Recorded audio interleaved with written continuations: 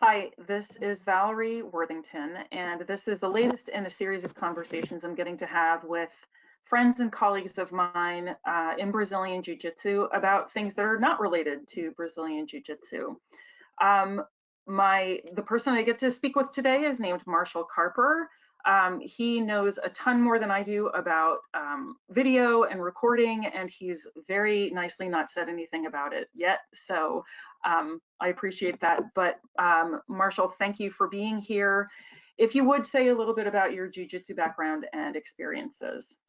Sure. So I'm a brown belt. I teach out of the academy in Pittsburgh, Pennsylvania. The academy is owned by Worthy, UFC fighter. He was supposed to be part of the part of the super secret reservation reservation fight card that got canceled last minute. Um, if I'm known at all, I'm probably known for the Cauliflower Chronicles, which was my first travel memoir. It was about living and training in Hilo, Hawaii, many years ago at this point. And that since turned into several other jiu-jitsu books with the likes of Marcelo Garcia, Neil Melanson.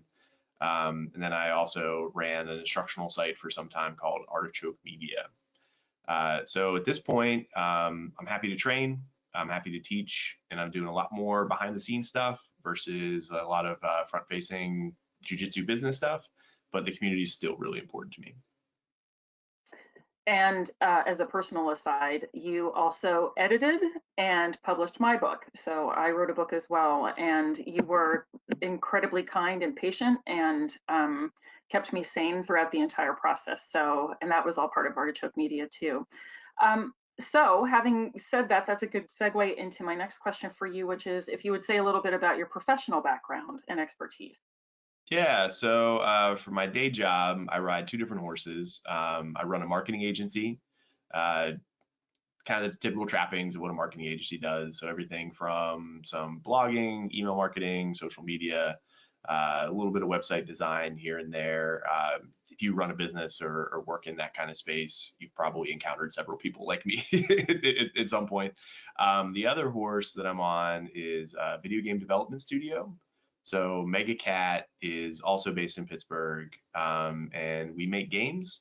Sometimes those games are for brands. Sometimes those games are our own IP for modern platforms like PC, Xbox, Switch, PlayStation. And then one of our weird specialties is we make new games for old hardware. So we make brand new NES games, we make brand new Sega Genesis games, and they're on the cartridge and everything, and they play in console. I end up talking about that a lot when I do these kinds of interviews, so I'm going to try not to derail too much into that side of my work. But that's a big part of my work as well. So I'll try not to derail us either, but can you give a couple of examples of the games that you have developed? Yeah, so Bite the Bullet comes out in July. Bite the Bullet is a run and gun and eat. So think Contra and Metal Slug, except every enemy is edible. And then as far as the retro games go, I think, okay. So these are two Mega Cat retro games. So Creepy Brawlers is like a Punch Out, except it's horror villains. And then Log Jammers is like Pong, except for you're a lumberjack balancing on a log, throwing an axe at another lumberjack. What makes me really hyped about this one is this is an actual wooden cartridge, and it actually plays in the console. So it's hand cut and assembled, and there's like acrylic laid in here for the axe. So we do some interesting stuff on the physical side there. We're also known for a game called Coffee Crisis, and I say we because a lot of this happened long before I came to Mega Cat. I came into Mega Cat about a year and a half or so ago. So a lot of the cool stuff that's at Mega Cat, I can't take credit for. There's a lot of really talented people that I get to work with. That sounds really cool, and now I want to play all the games. So, so no, so knowing that you wear these two different hats, what was a typical day like for you, if there was such a thing, before the pandemic started? Yeah, on the surface, those jobs can seem very different.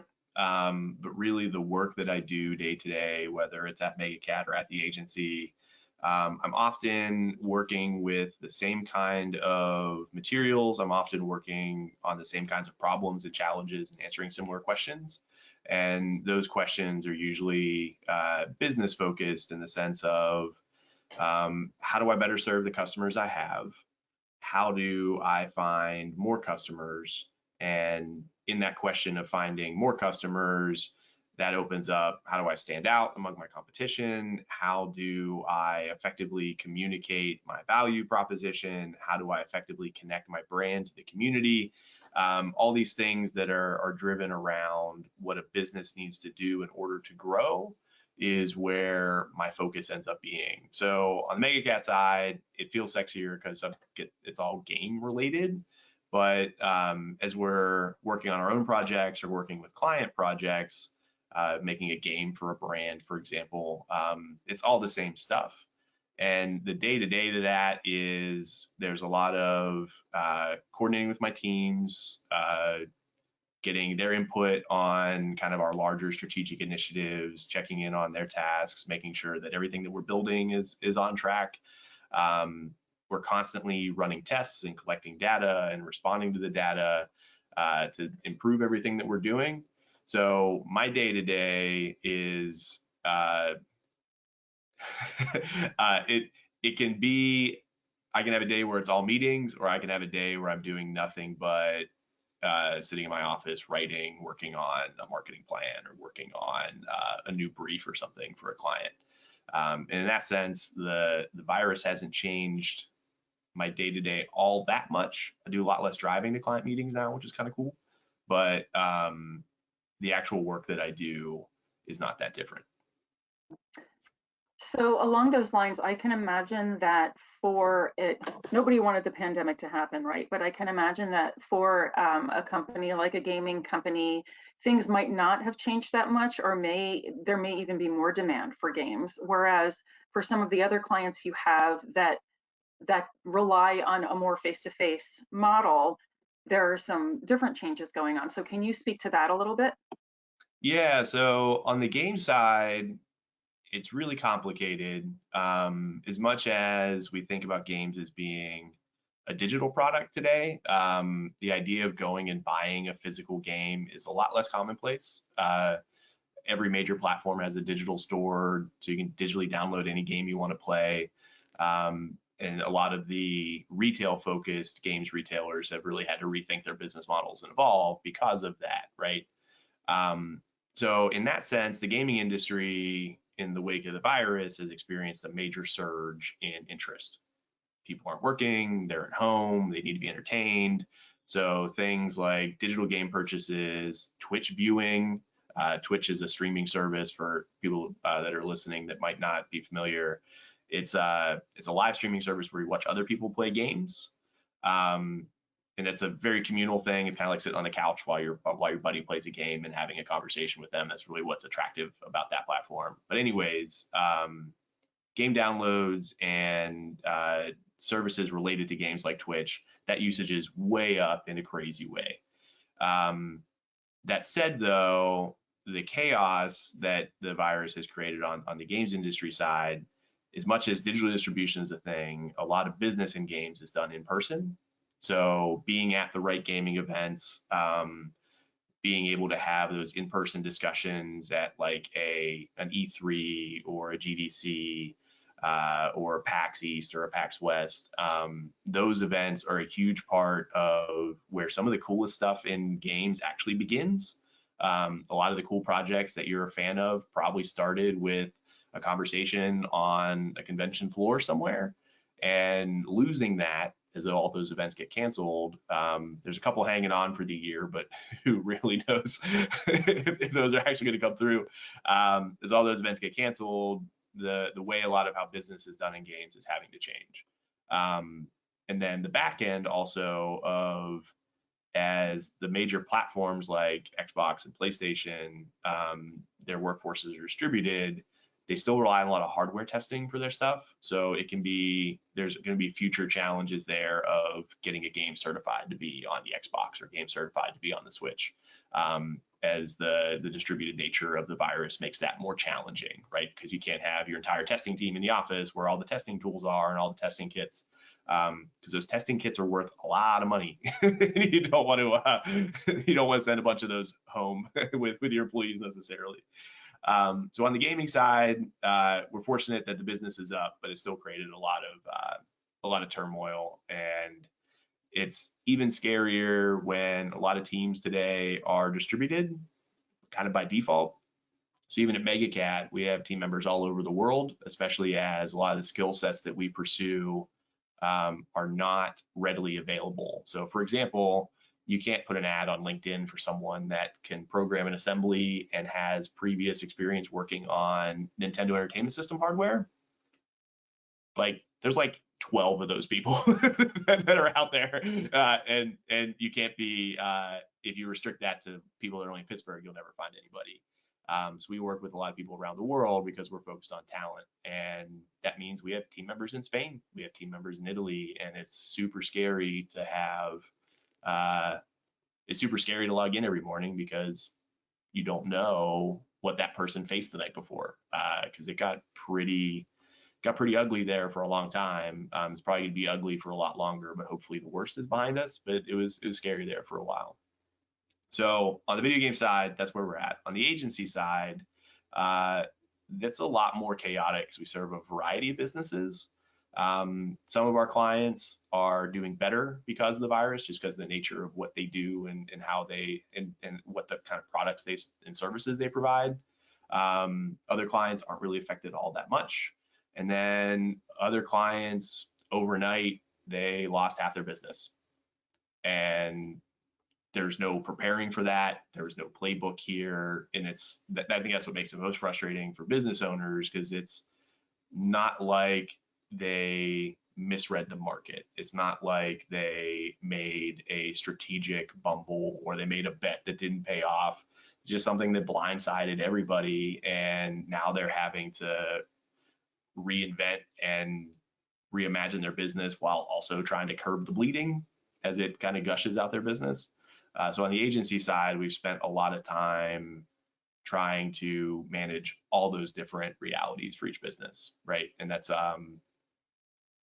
it's interesting creative challenges, and it's also a really challenging emotional position to be in, because most of our clients we've worked with for 6 or 7 years, and you get to know their employees and you get to know their clients also, and to see like everybody suffer on a personal level is difficult. So I'm hearing on multiple levels there are these personal connections that are being these interpersonal connections that are being disrupted. So whether it's two people who came up with a fantastic idea on the floor of a gaming convention that can't happen right now, or the excuse me, the concern that you have for your coworkers in Italy who may have had some sort of crisis happen during the night. So can you give an example or two of how your work and how the needs of your clients has shifted, and how you've tried to respond to those changing realities? Yeah, so I'll focus more on the agency side because that's where a lot of those conversations have happened. Part of my job is I'm almost always the one that has to start the uncomfortable conversation, because it's really easy to brush something that's important or urgent under the rug. So as we started seeing the shutdown spread, and as we started seeing the different signals that this was going to be worse than we thought, we quickly started having conversations with our clients about what that would mean and what their contingency plans look like. So we know that let me back up a second. One of the strange things about our marketing agency is we specifically avoid projects where we get hired to do like a singular thing. For all of our clients, we're ingrained into like the high level strategy of how the business operates. And that can be weird because you're not just hiring us to run an ad campaign. Sometimes we end up talking a lot about like your fulfillment process. Like, hey, it's great your ads did well. Why are your customers still happy? It's because your trucks were 3 days late because your fulfillment center is not functioning properly. They're like kind of like going all the way back down to how the factory is performing, to figure out how to improve the business. So that means when we kind of come to a client and we start talking about contingency plans of, okay, you have a factory in this country, that country is probably not going to have great infrastructure to deal with a virus like this. They might be okay right now, but historically, we know that their healthcare systems aren't great. We know that their law enforcement is not great. We know that in general, their government has a history of X, Y, and Z. So there's a chance that the place that manufactures your product is going to go offline or permanently go offline. And if that happens, what are we going to do? How are we going to respond to that? How are we going to adjust the business accordingly? And that's a super uncomfortable question to answer, because that's a cornerstone of the business that might have been in place for 10 years and was totally fine up until then. And now you're having to do something totally different. For other clients, it's this weird balance of how do you present a strong front to a batch of customers when you're laying off 30% of your workforce on the back end, right? How do you communicate that in a way that both makes the position, but both makes the business still look like it's reliable and credible, because customers want to trust the business that they're buying from. So how do you maintain that trust and credibility and say, hey, we're figuring this out, we're understanding the virus and we're responding to it. Oh, by the way, the person you worked with in this department for the last 3 years, sorry, they're gone. Like those are awful situations that you have to find a way to navigate in a way that is both best for the business, but also authentic, right? Because again, like you said, it goes back to these are all people and these are all human relationships. And as soon as you ignore that, you run into really big problems. Yeah, thank you for that. It really is so amazing to me, although I guess it shouldn't be, just how much of even something that, at least from an external perspective, marketing seems very sort of corporate to me and very much formal, but it really is about relationships the way you're describing. And it sounds like you never lose sight of the fact that these are people on, at all levels, at all parts of the process. Okay, fun time now for you to predict the future. So when you think about long-term trends in terms of marketing, in terms of how people are doing their businesses, how they're generating customers, what do you see? And of course, you can't predict the future, but what are some things that you're anticipating coming down the pike?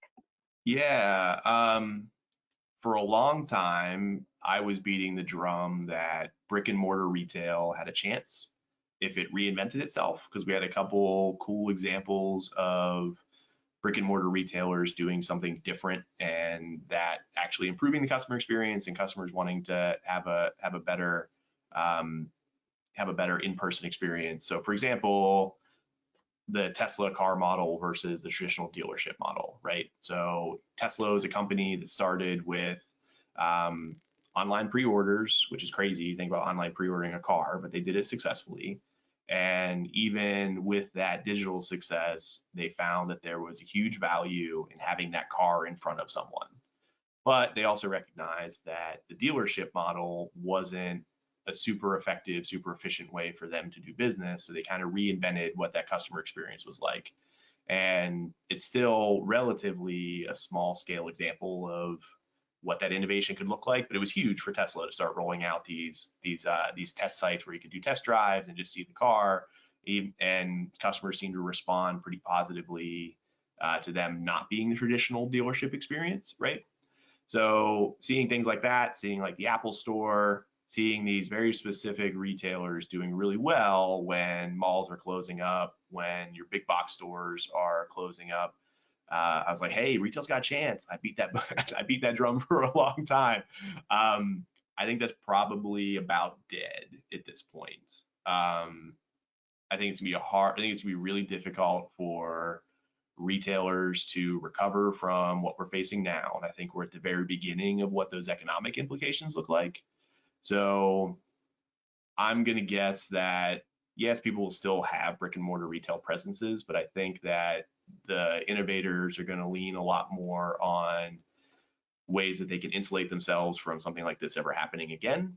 So I think you're going to see bit more innovation on how people approach e-commerce. I think you're going to have a bit more innovation on how people approach fulfillment on the e-commerce side. I think that's going to be a really new battleground.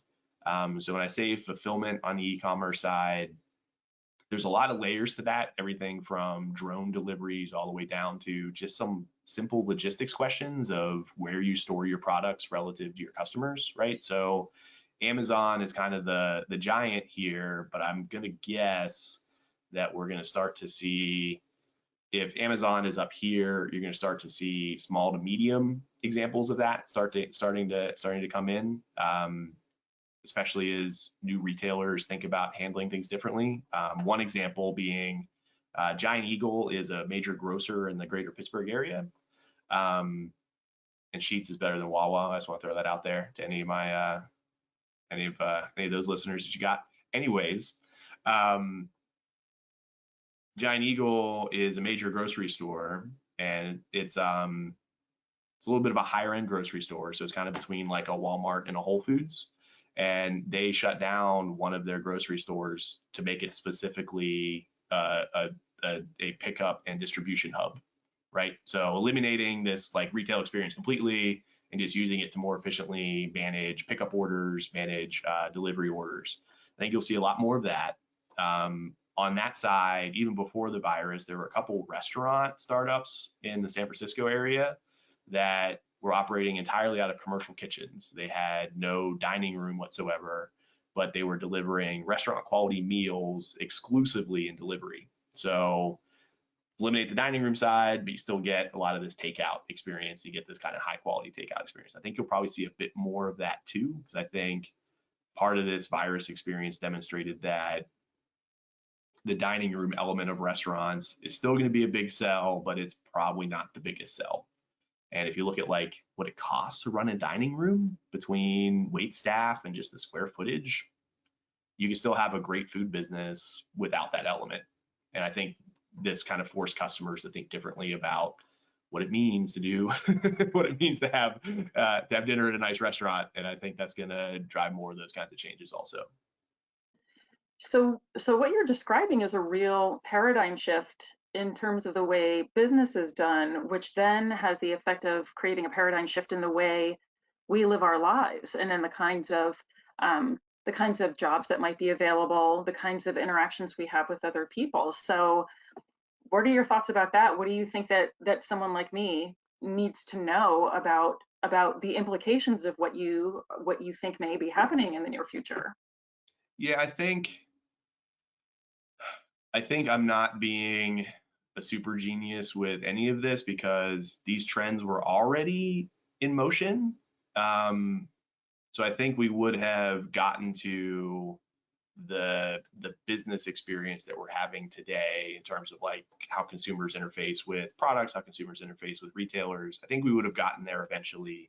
In some weird ways, we're fortunate that the coronavirus happened now versus 15 years ago because a lot of this infrastructure and these sorts of things weren't in place. I think a big reason why, especially in developed countries, the virus has been, I want to phrase this carefully because the virus is a super serious thing and a lot of people suffered and died. I think what made quarantine a lot more palatable, that's probably the better way to think about this, is because we had Amazon fulfillment centers, because we had Grubhub, because we had DoorDash, because we had several thousand independent e-commerce providers that you could go to buy products from when Amazon ran out, right?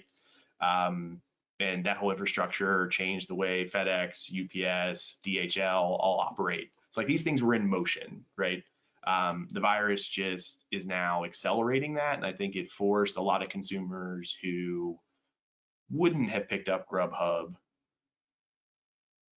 otherwise, right, are now trying these things. So I think what someone needs to know or expect is, I think, just lean into it, I guess. I think it's going to bring a lot more innovation on those fronts. I think it's going to improve those experiences on a lot of ways. But it also shouldn't feel that different. It should just feel like an evolved form of what we already had. Thank you for that.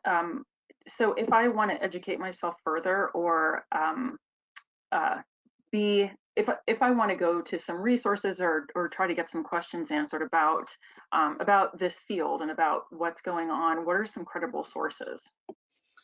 Oh man, I'm actually gonna give you a non-answer on that one because right now it's total chaos. It's a lot of conjecture. So there's a ton of great marketing writers out there. There's a ton of great entrepreneur leadership stuff out there. But even what I'm saying now is a lightly educated assessment, right? So I would hesitate to point to any one place. So all this, because all the stuff that I follow, each day it's changing. Each day their perspectives are a little bit shifted and skewed based on what they're seeing here and what they're seeing there. So I'm going to hold off on pointing to any definitive source right now. I think that'll be different in 2 weeks. So we're kind of in that. we're in that like every day is different kind of place still. I think it's more about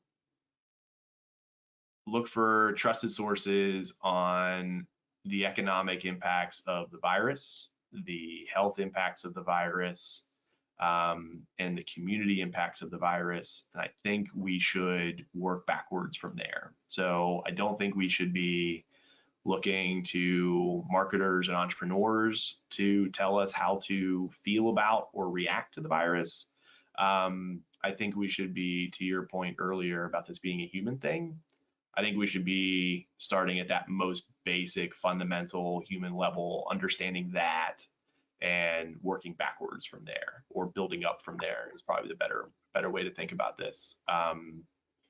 Because there's a ton of implications that will eventually apply to business.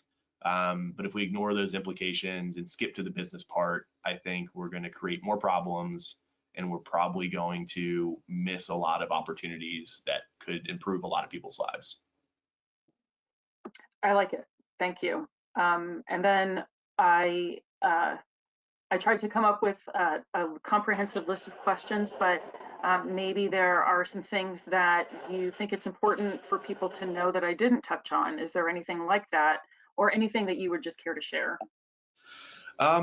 Yeah, I think to circle back to the Jiu Jitsu side of things, I think it's worth throwing out there. I miss training.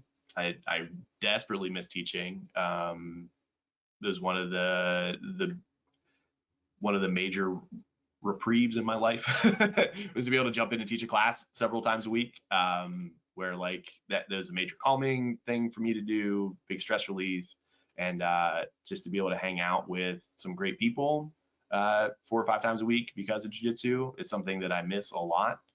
At the same time, I want everyone to be smart about how they're thinking about going back to the mats and how they're thinking about what they do when this lifts. So for me, some of the important people in my life have very young children. So I'm extra sensitive to this idea of I'm just going to jump on the mat immediately and hope for the best, because I don't want to put those people at risk. I don't want to put the people I work with at risk. So as we think about what going back to normal jiu-jitsu looks like, I want to urge the community to think about the long-term implications of the community. Yes, it sucks we haven't had jiu-jitsu this long, but it would suck even more if some of your great training partners that you care a lot about, frankly, this could kill them. And we need to take that very seriously, because this is pretty gnarly stuff. So love jiu-jitsu, but let's be responsible adults and be leaders in our own way in how we think about going back to the mats. Fair enough. And this again is where it's important to try to educate ourselves as much as possible about what's effective and what's not, and so I agree with you. So it sounds like one of the things you would like to do when the quarantine is lifted is train. and I'm right there with you in a responsible way. What are some of the other things you want to do when the quarantine is lifted? So, as an individual human being, I'm like super socially broken and emotionally broken as well. So I don't know if I'm gonna be like one of those people that like runs and skips and jumps through the street. I'll probably still continue some level of quarantine for quite a bit, just because of the way it impacts my own anxiety. I do miss traveling though. I had quite a few game related trips planned this year that I won't get to take. And it was like I was supposed to be at the beach for my wife's birthday, and then lockdown hit. Like things like that, I missed. I'm looking forward to getting back to that. But I also don't plan to like run to the bar or anything. Seems reasonable. So, Marshal Carper, thanks so much for chatting with me and for giving a little bit of insight into what all of this means for marketing, what all of this means for gamers, what all of this means for end users. I really, really appreciate it. It's always fun to talk to you about. I appreciate having me on. Likewise.